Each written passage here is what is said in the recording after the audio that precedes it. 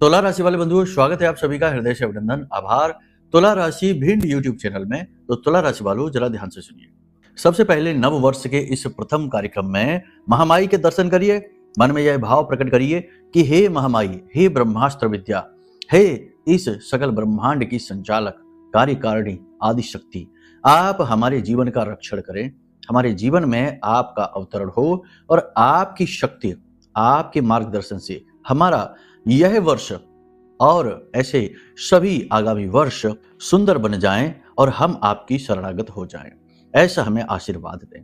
बस इस प्रकार माई से निवेदन करिए, माई के दर्शन करिए। यह बेहद महत्वपूर्ण है। किसी भी शुभ कार्य को प्रारंभ करना महामाई की शरणागति होकर जीवन का उद्धारक विषय होता है। अब ध्यान से सुनिए। नया वर्ष है, नया समय और काल है। इस नए समय और काल को सुंदर बनाने के लिए बहुत सारी चीजें बहुत सारे लोग करते रहते हैं, आप भी करेंगे, लेकिन हम आपको स्टेप बाय स्टेप गाइड करेंगे। आपके घर में पड़ी हुई कुछ चीजें ऐसी हैं जिन्हें अब आपको इस समय और काल पर जरूर निकाल कर फेंक देना चाहिए। जी हाँ, ये चीजें ऐसी हैं जो अनजाने में ही सही लेकिन आपके जीवन में नकारात्मकता को खींच रही हैं। बंधुओं, याद रखना कि चीजों का जीवन पर, मानव के मन मस्तिष्क और जीवन धारा पर बहुत गहरा प्रभाव रहता है।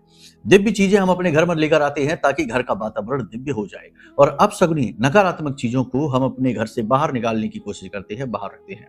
फिर भी ज्योतिष इस विषय में क्या कहता है, आध्यात्म इस विषय में क्या कहता है, कौन सी वो छिपी हुई चीजें हैं जो जीवन को लगातार प्रताड़ित करती हैं, नकारात्मक बनाती हैं और जीवन के विषयों को अंधकार में ढकेलती हैं, सुख समृद्धि का नाश करती हैं। आपके घर में छिपी हुई ये चीजें निकलना बेहद आवश्यक है, वरना यह नव वर्ष भी नरक वर्ष बनते देर नहीं लगेगी। मेहनत और प्रयास असफल हो जाएंगे, हर एक कार्य में नाकामी हाथ लगेगी और ना जाने कितने असंख्य शत्रु आपके पीछे पड़कर आपको नष्ट भ्रष्ट कर देंगे। जी हाँ, बातें कड़वी हैं, सुनने में अच्छी नहीं लगती हैं, लेकिन क्या करें, कड़वाहट भी जीवन का एक स्वाद है। ऐसा नहीं है कि केवल मीठी मीठी बातें करें, मीठा मीठा मिलता रहे तो कड़वा कौन लेगा। कड़वाहट भी जीवन का अनिवार्य गुण है, इसे स्वीकार करना ही पड़ेगा। ऐसे में कुछ बातें जो हम आज के इस कार्यक्रम में आपको बताने जा रहे हैं कड़वी हो सकती हैं, क्योंकि वे आपके व्यवहार से जुड़ी हुई हैं, आपके आचरण से जुड़ी हुई हैं। तो हो सकता है कि वे बातें आपको अच्छी ना लगे, क्योंकि कई बार सत्य लोगों को पसंद नहीं आता, रूखा सूखा होता है, थोड़ा सा बदसूरत भी है। लेकिन जो लोग बुद्धिमान हैं, ज्ञानवान हैं और जो लोग जीवन को अनुभव के नजरिए से जीते हैं, यानी कि सुख और दुख में सम रहते हैं, हर एक चीज को एक अनुभव समझते हैं, उनके लिए सत्य बड़ा ही सुंदर है और इसके लिए वो तैयार रहते हैं, तत्पर रहते हैं। तो आप भी तत्पर रहिए, तैयार रहिए। कार्यक्रम बहुत ही महत्वपूर्ण है, बहुत कुछ आपको सिखाएगा। कार्यक्रम के अंत में हम आपको बताएंगे इस समय की ग्रह नक्षत्र चाल की अवस्था के अनुसार कौन से जरूरी उपाय हैं जो आपको एक बहुत अच्छा स्टार्ट देंगे, बहुत अच्छी शुरुआत देंगे पूरे नव वर्ष की। ये जो महीना है बेहद महत्वपूर्ण है। इस महीने में बहुत कुछ ऐसा होने वाला है जो आपके जीवन को बदलेगा। सब कुछ आपको बताएंगे विस्तार से, 3 से 5 दिन की सटीक भविष्यवाणियों के साथ। कार्यक्रम बेहद महत्वपूर्ण है, अंत तक देखना। महामाई के कुछ बेहद महत्वपूर्ण संदेश, गुप्त संदेश भी हैं जो आपको हम सुनाने वाले हैं। अंत तक ठहरेंगे तो बहुत कुछ लेकर जाएंगे, और यदि जल्दबाजी में रहेंगे तो खाली हाथ आए हैं खाली हाथ ही चले जाएंगे। ये वाली बात आपके ऊपर चरितार्थ हो जाएगी इस कार्यक्रम में भी। तो चलिए बंधुओं, उम्मीद करते हैं सारी बातें अब आप समझ चुकी हैं। अंत तक जरूर ठहरेंगे, तभी हमारी मेहनत सफल होगी और आपका जीवन भी। तो चलिए, महामाई को याद करते हुए कमेंट बॉक्स में पूरे भक्ति भाव के साथ लिख डालिए, जय मां भद्रकाली कृपा करो। महामाई निश्चित तौर पर आपके ऊपर कृपा करेंगी और अब यह वर्ष आपका स्वर्णिम वर्ष होने जा रहा है।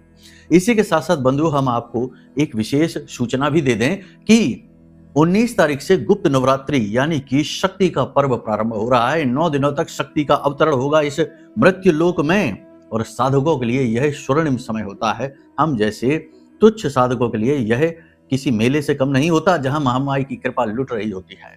तो ऐसे विशेष पर्व, समय और काल पर हम महाअनुष्ठान हमेशा करते हैं, हर नवरात्रि पर करते हैं, लेकिन गुप्त नवरात्रि की बात ही अलग है। ये शैव नवरात्रि होती हैं, तंत्र मंत्र के लिए होती हैं, पॉजिटिव एनर्जी को बढ़ाने के लिए होती हैं।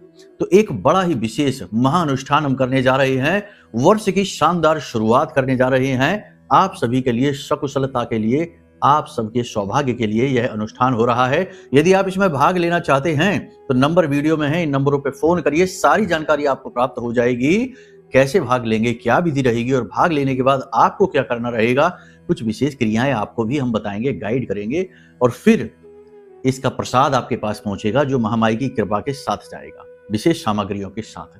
तो ये महाअनुष्ठान बड़ा ही खास है। यह आपके जीवन में भी कई प्रकार की नकारात्मकता को हटाकर देवी का अवतरण करवा सकता है। तो सूचना अधिक और विशेष जानने के लिए नंबर पर फोन कर लेना, ठीक है।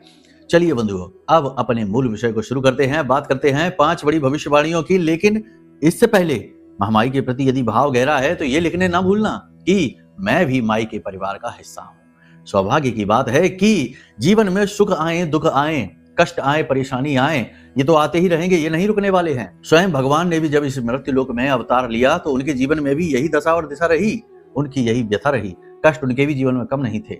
लेकिन बस निवेदन एक ही होना चाहिए कि अर्जुन की भांति एक ही बात है जो भगवान से कहिए, मांगिए कि हे महामाई, हे परम ब्रह्म, जिसमें भी आपकी आस्था और विश्वास है, हे हनुमान जी, हे भोलेनाथ, हे माँ काली, आपका साथ बस न छूटे।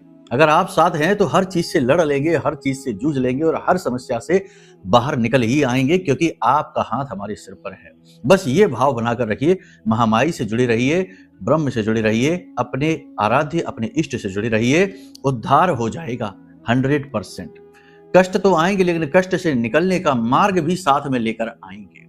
यही तो दिव्य कृपा का सबसे खूबसूरत हिस्सा होता है, जहां देवी देवता आपको ऐसे सहारा देते हैं जैसे कि आपको कुछ महसूस ही नहीं होता। कब कष्ट आए आपको छू कर चले गए, दरवाजे से ही वापस लौट गए। बड़ा ही सुंदर भाव होता है ये। देखो, भक्त इस भाव में हर वक्त डूबा रहता है। और जो दुनियादार लोग हैं ना, जो बड़े व्यवहारिक से होते, प्रैक्टिकल टाइप के लोग होते हैं ना, खड़ूस टाइप के लोग, जिनको ये चीजें समझ में तो नहीं आती, लेकिन वो बड़ा ही दुनियादारी को समझते हैं, कैलकुलेशन करते हैं, अच्छे बुरे का ज्ञान रखते हैं, सब कुछ है, लेकिन आध्यात्मिक नहीं होते, धार्मिक नहीं होते, उन्हें ये बातें समझ में बिल्कुल भी नहीं आएंगी। उन्हें लगेगा क्या फालतू की बातें हैं, सीधे भविष्यवाणियां बताओ, सीधे उपाय बताओ, और हम उपाय को कर लेते हैं और कल ही करोड़पति हो जाते हैं, सारा कर्जा चुका लेते हैं।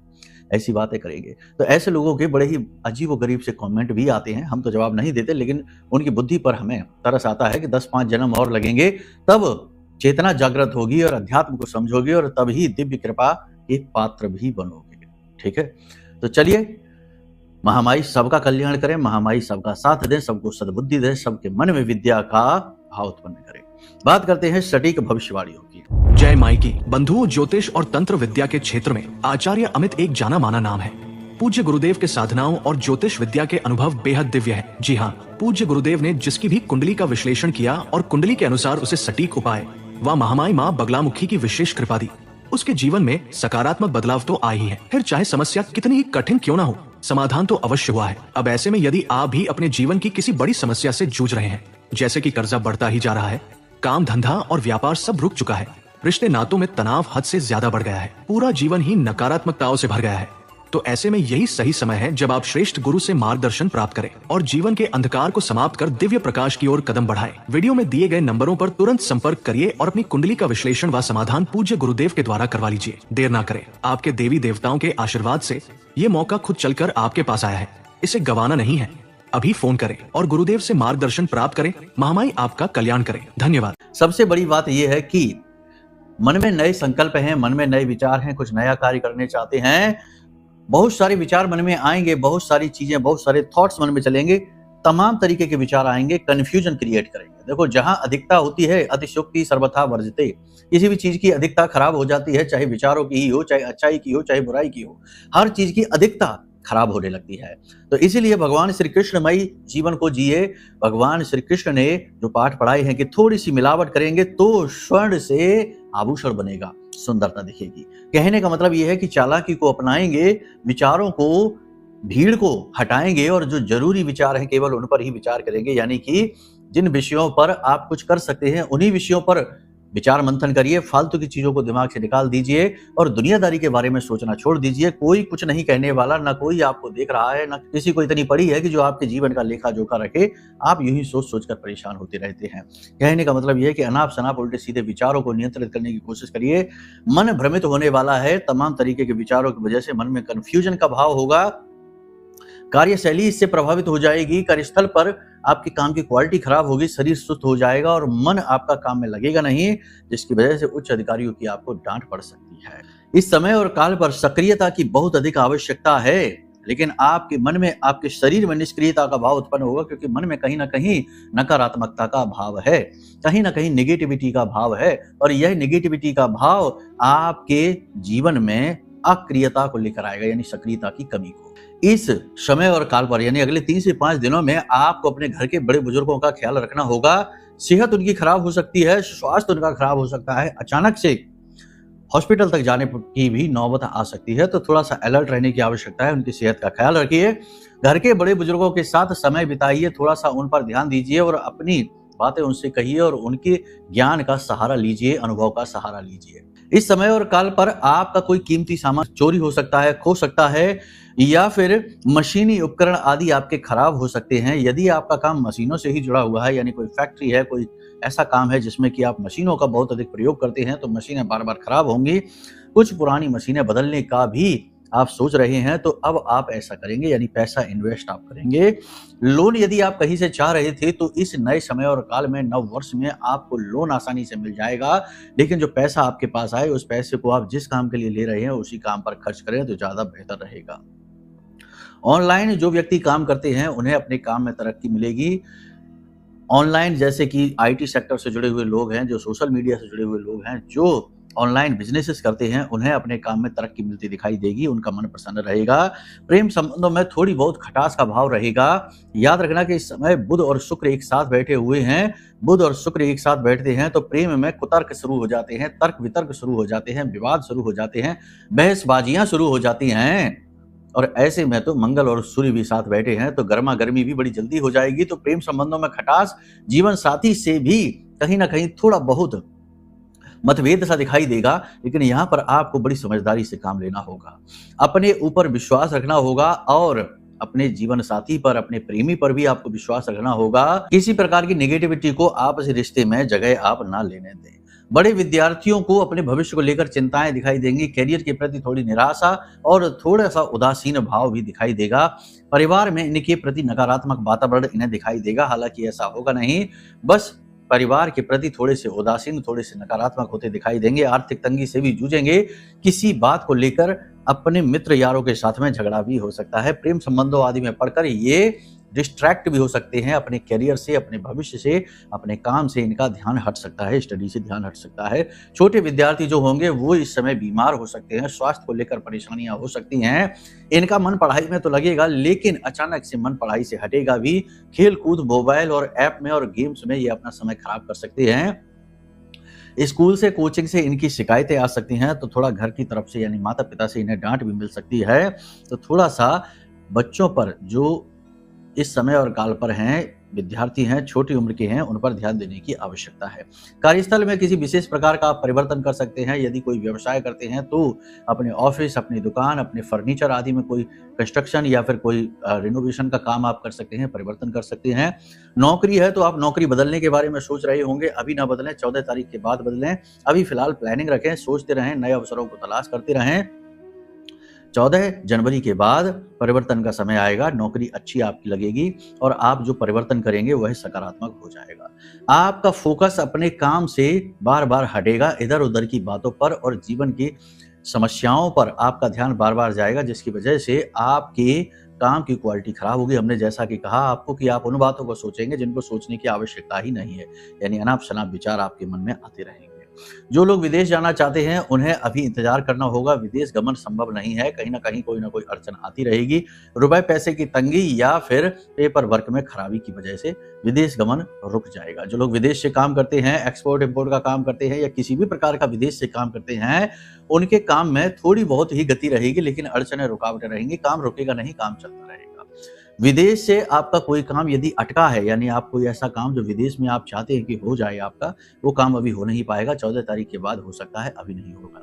सरकार की तरफ से जो मिल रही सुविधाएं हैं उनमें रुकावटें आएंगी। सरकार की तरफ से किसी प्रकार के विवाद या फिर नकारात्मक वातावरण में आप फंस सकते हैं। कोई विवादित स्थिति यदि चल रही है, कोई विवाद चल रहा है, तो वह ज्यों का त्यों बना रहेगा। उलझने दिमाग में बनती रहेंगी, परेशानियां बनती रहेंगी। यानी कहने का मतलब यह है कि संघर्ष कम नहीं होने वाला है, परेशानियां कम नहीं होने वाली है, स्ट्रगल तो जो का त्यों रहेगा। बस आपको अपने मन को स्थिर रखना होगा। अपने कोई भी योजना को, भविष्य की किसी भी योजना को, किसी भी बात को इतनी जल्दी उजागर ना करें, समय आने पर करें। समय आने पर लोगों को अपने आप ही पता लग जाएगा। बहुत ही जल्दी आप कोई वाहन, कोई भूमि आदि खरीदने वाले हैं, पहले से इसके बारे में बखान न करें लोगों से, समय आने पर अपने आप ही पता लगेगा। आप इस जनवरी के महीने में और आने वाले बड़े ही नजदीकी समय और काल में कोई नया वाहन खरीद सकते हैं, प्रॉपर्टी आदि भी आप खरीद सकते हैं, चर्चाएं भी चलाएं। इस वर्ष आपका वर्चस्व बढ़ेगा, ये बात निश्चित है। आपके जीवन में सकारात्मक बदलाव आएंगे, पुरानी समस्याओं से बाहर निकल ही जाएंगे आप, निकलने के मार्ग भी मिलेंगे और निकल भी जाएंगे। मन में किसी भी प्रकार का प्रलोभन, किसी भी प्रकार का लालच ना रखें, किसी भी चीज के प्रति बड़ी जल्दी प्रभावित ना हो जाएं किसी से, और ना ही आकर्षित हो, और ना ही प्रभाव में आकर किसी भी व्यक्ति के कोई भी फैसला लें। फैसला अपने स्वविवेक से ही लें। जरूरत से ज्यादा स्पष्टवादी होने की वजह से रिश्तों में खटास होती दिखाई देगी। स्ट्रेट फॉरवर्ड ज्यादा नहीं होना है, बिना मतलब में लोगों को सलाह नहीं देनी है। जब तक कोई मांगे ना तब तक सलाह ना दें, वरना यही होगा कि अच्छे का नतीजा भी बुरा निकलेगा।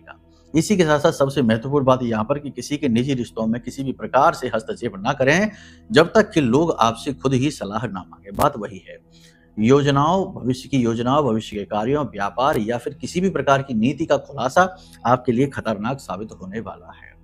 ये सारी परिस्थितियां जो हम बता रहे हैं, ये सारी आपके ग्रह गोचरों पर आधारित है। हम पहले ही मासिक और वार्षिक कार्यक्रम में कह चुके हैं कि 14 तारीख तक, जनवरी 14 तारीख तक जीवन में नेगेटिविटी रहेगी, उसके बाद पॉजिटिविटी आएगी। क्योंकि ये जो ग्रह योग हैं, ये सारे के सारे, जैसे कि सूर्य की बात करें, मंगल की बात करें, बुध और शुक्र की बात करें, सब की सब केतु की नीच दृष्टि है।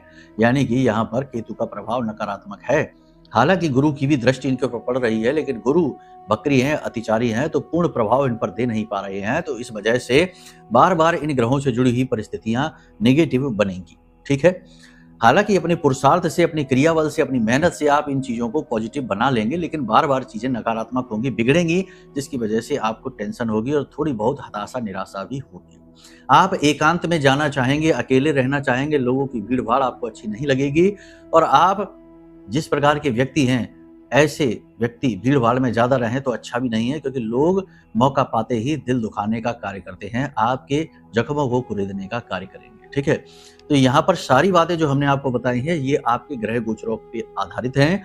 अब हो सकता है कि आपकी जन्म पत्री में कोई ऐसा विशेष ग्रह योग बना हो, पाप ग्रह योग बना हो, या कोई ऐसा विशेष शुभ ग्रह योग बना हो जिसका आप लाभ नहीं ले पा रहे। क्योंकि अक्सर होता ही यही है कि जीवन में नकारात्मकता तो बिना मतलब में चली आ रही है, एक के बाद एक चली आ रही है, लेकिन सकारात्मकता को जीवन में लाना पड़ता है। जैसे जीवन में दुख अपने आप आ जाते हैं, लेकिन जीवन में सुख लाना पड़ता है। तो इसी हिसाब से हम आपको बताते हैं कि आपकी जन्म पत्री में हो सकता है कि कोई शुभ ग्रह योग बना हो, लेकिन आप उसका लाभ ही नहीं ले पा रहे। जैसे कि कोई राजयोग बना हुआ है, आप उसका लाभ ही नहीं ले पा रहे हैं। क्यों नहीं ले पा रहे? जैसे एक उदाहरण से बता देते हैं कि अगर आपकी कुंडली में कोई बड़ा राजयोग ही बना हुआ है जो आपको राजसी सुख दे सकता है, लेकिन अगर आपकी कुंडली में बुध 9वें भाव में बैठा है, 8वें भाव में बैठा है, या तीसरे या 12वें भाव में बैठा है, तो वह आपको राजसी सुख भी भोगने नहीं देगा। आपके जीवन में राजा बनना लिखा है, लेकिन यह बुध आपको राजा बनने नहीं देगा, बार बार आपके काम बिगाड़ देगा। आप मेहनत करके चीजों को ऊपर तक लाएंगे और बिल्कुल एंड मोमेंट में, अंतिम क्षणों में जाकर काम बिगड़ जाएगा। ये बुध ये काम करेगा। अब आप आजीवन यही शिकायतें करते रहेंगे कि हमारा ना जाने क्यों बिल्कुल अंत में जाकर काम बिगड़ जाता है। अब आपको नहीं पता क्योंकि आपने पत्री नहीं दिखाई है। अगर आप अपनी जन्म पत्री दिखाएं तो इस बुध का बिल्कुल सटीक उपाय है। हर भाव का एक सटीक उपाय है, तीसरे का, 8वें का, 9वें का, 12वें का, सबका एक सटीक उपाय है। ऐसे ही कई बाधा योग होते हैं कुंडली में, जो कि एक बाधक की तरह कार्य करते रहते हैं, यानी हर प्रयास, हर कोशिश को असफल करते हैं और कुंडली के शुभ योगों को भी जीवन में आने नहीं देते हैं। तो इन चीजों को, इन बाधाओं को कैसे हटाया जाए? एकमात्र मार्ग है, अपनी कुंडली को दिखाया जाए। जन्म पत्री को दिखाइए, वीडियो में नंबर है, इन नंबरों पे फोन करिए, सटीक आकलन करेंगे, शुभ अशुभ सभी योगों को बताएंगे और उनको कैसे, यानी अशुभ योगों के प्रभाव को कम कैसे करना है, शुभ योगों के प्रभाव को बढ़ाना कैसे है, ऐसे शक्तिशाली उपाय आपको दे देंगे। साथ ही साथ किसी ने कोई करवा रखा है, तंत्र मंत्र, नकारात्मकता, बंधन आदि, क्योंकि सब कुछ होता है आज के इस कलयुग में। ये ना सोचना कि कुछ भी होता नहीं है। जो भोग रहे हैं वो सब जानते हैं, और हो सकता है कि आपके ऊपर ऐसा कुछ हो रखा हो और आपको पता ही ना चले, ये भी होता है। तो यदि ऐसा कुछ है तो इसको हटाने का एकमात्र मार्ग है यह महारक्षा कवच। यह महारक्षा कवच बहुत ही शक्तिशाली है। अब कुंडली में कोई पाप ग्रह योग बन गया, आपने उस योग को हटाने का उपाय भी कर लिया, तब भी जीवन में सुख नहीं आ रहा, तब भी बाधा दूर नहीं हो रही, क्योंकि उस पाप ग्रह योग ने लंबे समय में बहुत सारी निगेटिविटी को अट्रैक्ट कर लिया है, बहुत सारे अनजाने बंधन लगा दिए आपके ऊपर। अब वे बंधन कैसे कटेंगे? उपाय करने से तो नहीं कटने वाले। तो उसके लिए यह महारक्षा कवच महामाई का ब्रह्मास्त्र विद्या माँ बगलामुखी हमारी आराध्य देवी हमारी माँ है, इनके सबसे शक्तिशाली मंत्र से जागृत किया है, अभिमंत्रित किया है। जिसने भी यह महारक्षा कवच धारण किया है उसे चमत्कारी लाभ मिले हैं। एक हो तो बताएं, सैकड़ों हैं। प्रमाण देंगे तो घंटों प्रमाण देने में ही गुजर जाएंगे। गुरु की वाणी ही बहुत होती है, सत्य को प्रमाण की आवश्यकता वैसे भी नहीं होती है। सांच को आज क्या, आप तो मंगा कर देखिए, बात खत्म। ठीक है। अब बहुत सारे लोग यहाँ पर ये भी कह देते कि गुरुजी हमारे पास इतने पैसे नहीं है। अगर पैसे नहीं है तो कोई बात नहीं है, बल तो है, फिर महामाई को साधिए। लेकिन इसमें वर्षों वर्ष गुजर जाएंगे, क्योंकि ये कोई भूत प्रेत की सिद्धि नहीं है कि रात भर में हो गई। वर्षों वर्ष गुजर जाएंगे, माला लेकर बैठना होगा, लाखों मंत्र उच्चारण करने होंगे। तो अब एक ही बात है कि या तो आप ये कर लो, कोई ऐसा नहीं है कि आप ये कवच लेंगे तो ही नहीं, आप माई को सिद्ध कर सकते हैं, आप माई की कृपा प्राप्त कर सकते हैं। जैसे चाहे वैसे महामाई आपकी सहायता करेंगी, धन दौलत देंगी, दुखों से मुक्त करेंगी, शत्रुओं का नाश करेंगी, सब कुछ। लेकिन उसके लिए वर्षों वर्ष की साधना चाहिए, लाखों मंत्रों का उच्चारण चाहिए और कंसिस्टेंट, एक भी दिन खंडित नहीं होनी चाहिए साधना। ये कठिन है, हम जानते हैं, तभी तो यह महारक्षा कवच बनाया है। हम जानते हैं कि आज के इस समय में भागदौड़ भरे जीवन में ये चीजें संभव नहीं है, लेकिन जो हमने किया है, जो हमने वर्षों वर्ष की मेहनत से पाया है, वह हम आपको दे रहे हैं। तो आप ये मंगा सकते हैं, बहुत ही अच्छी चीज है। ठीक है। देखो, हर बात का कुतर्क से खंडन करना बहुत आसान है। भगवान का भी खंडन कर देते हैं लोग, धर्म का भी खंडन कर देते हैं, सबका खंडन कर देते हैं। उनका बस नहीं चलता, नहीं तो अपने माता पिता का भी खंडन करते हैं। उनसे भी कहते हैं कि क्या गारंटी है कि आप ही हमारे माता पिता हैं, प्रूफ दो। समझ रहे ना आप हमारी बात? कुतर्क की कोई सीमा नहीं, कोई हद नहीं, लेकिन विश्वास जहां होता है वहां सारे विषयों का नाश कर देता है। तो बस यही हम चाहते हैं, विश्वास है तो ही करना कोई भी कार्य। कुंडली कराना तभी, महारक्षा कवच मंगाना तभी, वरना कुछ भी काम नहीं करेगा। जहां अविश्वास है वहां कुछ भी काम नहीं करेगा। अब बात करते हैं वो चीजें जो आपके घर में है और निगेटिविटी को आकर्षित कर रही हैं, पूरा वर्ष खराब कर देंगी। सबसे पहली चीज ये है कि स्वयं आप क्या करिए, काले नीले वस्त्रों को धारण जितना हो सके कम से कम करिए इस वर्ष, ना ही करिए। खास तौर से रविवार के दिन न करिए, खास तौर से गुरुवार के दिन न करिए, खास तौर से शुक्रवार के दिन न करिए और बुधवार के दिन। इन दिनों पर काले और नीले वस्त्रों को धारण न करिए, क्योंकि काले और नीले रंग यानी कि राहु और शनि ये दोनों ही एक्टिवेट रहेंगे और सूर्य को ग्रहण लगाते रहेंगे, आपकी तरक्की को ग्रहण लगाते रहेंगे। तो इन दो रंगों का अपने सिर पर कोई भी काले नीले रंग की टोपी वगैरह है ये ना पहनिए। रखना ही है तो सफेद रंग का कपड़ा रखिए, सफेद रंग की टोपी पहनिए। इसी के साथ साथ आपके घर की बात करें तो घर में यदि तुलसी मैया सूख गई हैं तो उस लकड़ी को आप उठा लीजिए और वहां पर नई तुलसी मैया को रोपित कर दीजिए। और उस लकड़ी को फेंकना नहीं है, संभाल कर रखना है। उससे हरि चंदन बनता है, हरि प्रसाद बनता है और जो बहुत ही सौभाग्य कारक होता है। कैसे बनता है अगले कार्यक्रम में बताएंगे। ठीक है। तो यहाँ पर ये चीज है। इसी के साथ साथ आपके घर में भगवान की टूटी फूटी मूर्ति और तस्वीरें सजावटी सामान के तौर पर लोग रखी रहती है। हमने कई बार देखा है भगवान श्री कृष्ण की मूर्ति लगा रखी है और बांसुरी टूट चुकी है, थोड़ी सी खुटक गई है, इतनी खराब हो गई है, लेकिन लोग तब भी रखे हुए हैं। कहते हैं अरे क्या ये तो पूछते थोड़े ही है, ये तो ऐसे ही रखा हुआ है। अरे ऐसे रखो या वैसे रखो, है ना, कैसे भी रखो, ब्लेड जो है ना कैसी भी रखो, अगर गलत तरीके से पड़ गई तो काट देगी ही, क्योंकि उसका काम यही है। भगवान की मूर्ति, भगवान का विग्रह, भगवान का चित्र आया ही है कि आपके जीवन में ऊर्जाओं को खींच कर लेकर आए। अब यदि वो नेगेटिव है यानी खंडित है तो नकारात्मक ऊर्जाओं को खींच कर लाएगा। फिर कहोगे कि सारे काम बिगड़ जाते हैं, ना जाने क्यों कर्जा हो जाता है, ना जाने क्यों काम बिगड़ जाते हैं, पता नहीं कैसा लगता है, घर में आते ही मूड खराब हो जाता है, घर के बाहर रहते तो अच्छा लगता है। ऐसी बातें बोलोगे। घर में कोई शोक पत्र यदि पड़ा हुआ है, घर में यदि कोई इलेक्ट्रॉनिक सामान है या फिर सूखे कांटेदार पौधे हैं, इन्हें सबको हटा दो, ये सब नुकसान कर रहे हैं आपका। कोई भी इलेक्ट्रॉनिक सामान है जो खराब हो चुका है उसे रिपेयर करवा लो तो इस्तेमाल करो, वरना उसे फेंक दो।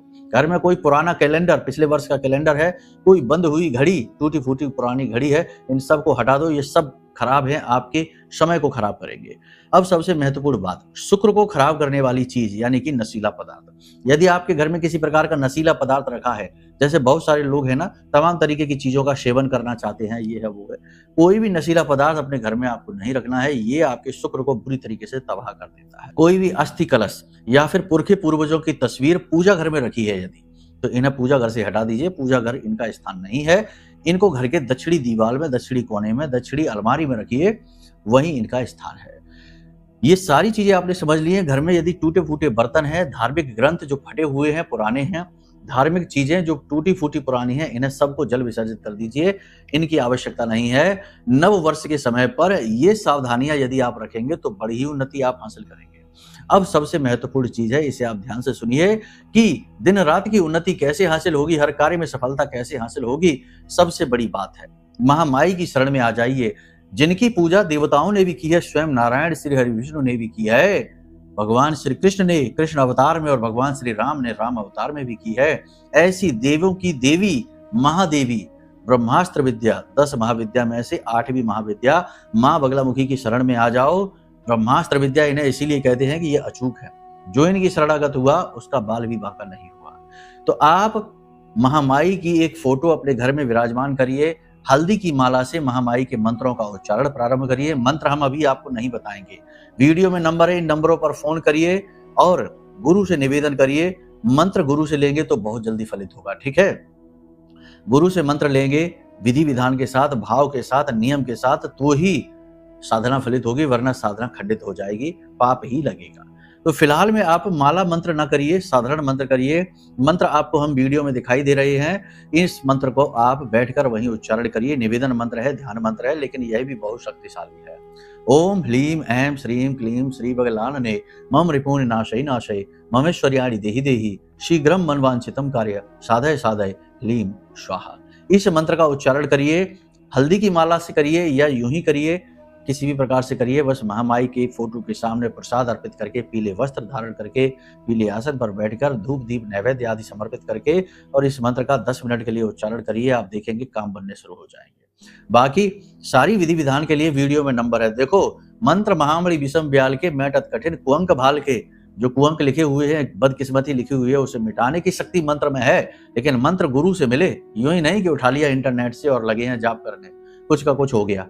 तो मंत्र गुरु से है ना। तो नंबर वीडियो में है, इन पर फोन करिए। आपको मंत्र हम देंगे, साधना हम देंगे, विधि हम देंगे और आपका रक्षण भी हम करेंगे।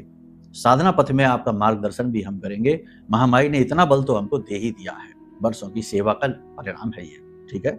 तो चलिए बंधु, उम्मीद करते हैं सारी बात आपने समझ ली है। अब यदि कुछ आपको चाहिए, जैसे कि कुंडली विश्लेषण कराना है, या महामाई का यह दिव्य रक्षा कवच मंगवाना है, या फिर मच्छमड़ियां मंगवानी है, या पूजा पाठ में भाग लेना है, जो महानुष्ठान है उसमें भाग लेना है, सारी जानकारी व्यवस्थित तौर पर आपको प्राप्त होगी। वीडियो में नंबर है, इन पर फोन कर लेना, ठीक है। चलिए बंधु, प्रेम से बोलिए जय माई की, जय मां बगलामुखी। हमारे प्रिय और परम पूज्य आचार्य जी ने अपनी साधनाओं के अनुभवों पर आधारित शक्तिशाली उपाय और क्रियाओं के माध्यम से हजारों लोगों के जीवन को पूरी तरह से बदला है। आचार्य जी के द्वारा बताया गया हर एक उपाय इतना सटीक और कारगर होता है कि जो भी इसे पूरे भाव के साथ कर लेता है, उसे साक्षात महामाई की कृपा और आशीर्वाद प्राप्त हो जाती है। इसलिए निसंकोच इन उपायों को पूरे भाव के साथ करिए, आपका कल्याण होगा। जय माई की।